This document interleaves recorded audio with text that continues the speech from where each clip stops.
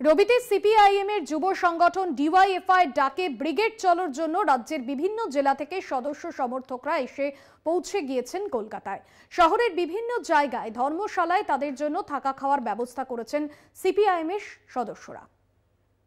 বামেদের ঘুরে দাঁড়ানোর লড়াই আর ডিওয়াইএফআই সমাবেশ, এই সমাবেশকে কেন্দ্র করে ইতিমধ্যেই কলকাতার বিভিন্ন ধর্মশালায় তাদের কর্মী সমর্থকরা এসে থাকতে শুরু করেছে। মানে ওদের খাওয়া দাওয়া, তারপরে থাকারই ব্যবস্থা করেছি, কেন ওরা তো বাইরে জেলা থেকে আসছে, তো ওদের তো মানে ঠান্ডার সময়, শীতকালের সময় তাহলে এমনি খোলা আকাশে তো থাকতে পারবে না, এই জন্য আমরা ব্যবস্থা করেছি। পরিবর্তনের জন্যই তো আমরা এইসব চেষ্টা করছি কি সবাইকে কাজ, সবাইকে শিক্ষা সরকারকে করতে হবে, কেন্দ্রকে করতে হবে, সেই জন্য আমরা এইসব জামায়াত তো সাপোর্ট করছি। আমরা ডিওএফআই ডাকে ব্রিগেডে এসে ইনসাফ চাইতে, আমাদের যে কাজের ইনসাফ, আজকে যে কলকারখানা বন্ধ, আজকে যে শিক্ষিত ছেলেমেয়েরা চাকরি পাচ্ছে না এবং যারা যোগ্যতা নিয়ে আছে তারা যে চাকরি হচ্ছে না, ডিওএফআই যেমন ধরে করেন যে ধর্মতলা যারা অবস্থানে আছে, যারা আজকে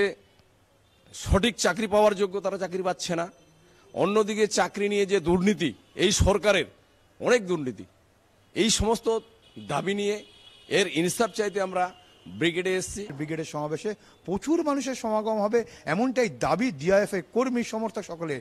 পাশে আছে অবশ্যই তাদের যে মূল অর্গানাইজেশন অর্থাৎ সিপিআইএম, এবং সিপিআইএম মনে করে যে যৌবনরাই পারবে এই পরিবর্তন আনতে, তাই তারা ডাক দিয়েছে যৌবনের ডাকে জনগণের সমাবেশ। ক্যামেরা আনন্দ চক্রবর্তীর সঙ্গে দেবাশিস সেনগুপ্ত, কলকাতা টিভি।